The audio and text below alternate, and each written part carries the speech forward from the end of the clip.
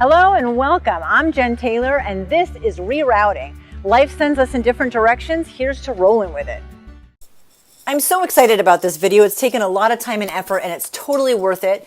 I joke all the time when people ask me if I really have 18 children and I say, yeah, I'll give you a spreadsheet, but I don't actually have a spreadsheet. So here we go. I'm breaking this down into 4 categories: biological, adopted, extras, and Dane, which will make sense as we go through the video. The thing is, I really despise the labels because the kids to me are all the same, regardless of the relationship we have now or the struggles we had when they were in my home. I love them all exactly the same. But for the purpose of this, doing the spreadsheet, how it all works, it's the easiest way to get this done. My journey started in 1992 when Brianna was born. I went through about a year of infertility and wasn't sure if I'd be able to give birth to any other children. And so that was kind of the final straw for me, knowing that I wanted to do foster care. Olivia came next. She's 22 now. She was born in 1996. And it was right around this time between Brianna and Olivia that I was licensed to do foster care. Olivia was also my first home birth. And I lived in Alaska at that point. So that's just an exciting tidbit of news. Next came Alana. She was born also at home. She was the first water birth that I had. Exciting stuff. She was also 2.5 weeks late, which I like to give her a super difficult time about now. I mean, it was worth waiting for, but come on, sister, let's get going. Next, I adopted Taylor. Taylor is 19. He was born in 1999, 1 year and 1 week after Alana was born. And here's also another tidbit for you. I was still breastfeeding Alana, so I brought him home from the hospital and latched him right on. He'll probably be embarrassed when he hears me say that. Casey came to us in 2000. She was 9 years old. She stayed with us for over a year and then went through trying to reunify with her mom and bouncing around into other foster families and with us. She pretty much, at least in spirit, never left the home. Next up, Gabrielle was born. She is the last of the biological children. She was also a water birth at home. She was not late, but she was the most difficult labor, and I do give her a difficult time about that. Next up came Nikki. Nicholas was 2 years old. He was born in December of 1998, and so he was about 2.5 when he was placed with us in 2001. And there was something really cool that happened. I talked to his birth mom and found out she was pregnant with Kezia. Kezia we adopted at birth. I was there at the hospital when she was born C-section and waited outside the surgery room.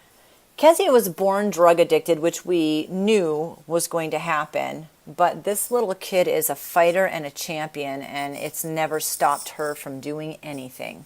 The next child that came into the family was Andrea. Drea came to us actually as a foreign exchange student from Germany. So she has a great family in Germany. She was with us for a year when she was 16 in 2002. Some people you just adopt into family regardless, and Drea has always been a part of ours.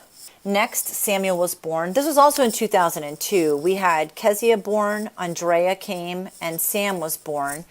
Sam and Kezia are only 8 months apart.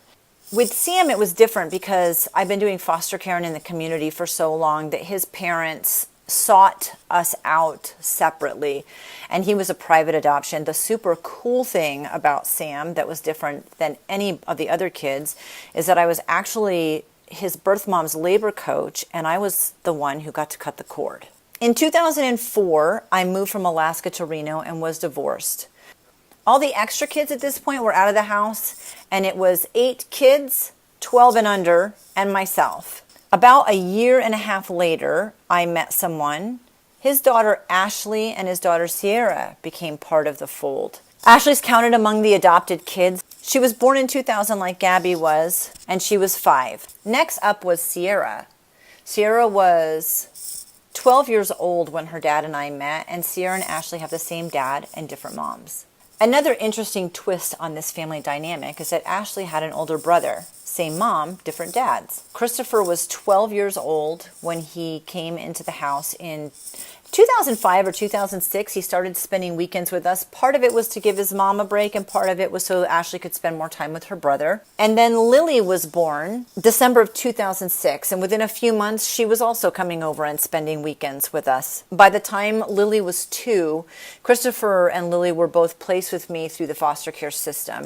And when Lily was 4, the state made an attempt to reunify her with her mom. Christopher stayed with me. He was old enough to make that determination. He entered Job Corps and he aged out with me. It was devastating for me to lose Lily, though. I had guardianship papers for her already drawn up, and that was the end of me ever having a desire to do foster care again. At this point in time, I was single again. Here I was, all the extra kids are again out of the house, and I had 9 kids at home. Then Bree moved out, so I was back down to 8. In an interesting twist of events, Brianna and I worked together with a mutual friend of ours named Lacey, and they decided to go on this quest to fix me up with the perfect guy. One of the first people that I met was Dane, and regardless of how much I tried to resist, the day we met was the day that we started dating, and we have not been apart since.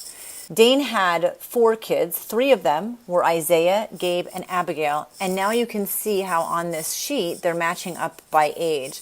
Isaiah and Olivia were the same age, Gabe and Alana, and Abigail was the same age as Gabby and Ashley. Yes, we did have Abby, Ashley, Gabby, and it is that fun to say. Dane had these 3 kiddos and was divorced when they were pretty young, and then remarried. When he remarried, Taven was born, but when she was 2, Dane's wife passed away. I met Dane the same week that Taven turned 4 years old, and I've been the only mom that she knows. So you can see from the spreadsheet there's a lot going on, and this is how they all came and went. The extras are a difficult category for me. I don't like calling them that, but I don't know what else to call them. Other than Andrea, these are the kids that didn't reunify, didn't get adopted by me, struggled with the relationship with their own birth mothers, and therefore kind of struggle with the relationship with me as well. If you set aside the 5 extras, and we have the 13 that are remaining, I call them permanent residents because we have papers on them. That's my way of not being super politically correct.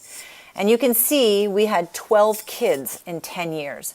Even before Dane and I were together, I knew that while I had 3 kids in diapers in the front end of my life as a parent, I was going to have kids leaving the home rapidly, and we've called that the mass exodus. The only thing that's interesting in this dynamic is that Taven is 7 years younger than Samuel, and so it's almost like being an only child in this enormous family. The great news is Dane and I have made it work now for several years.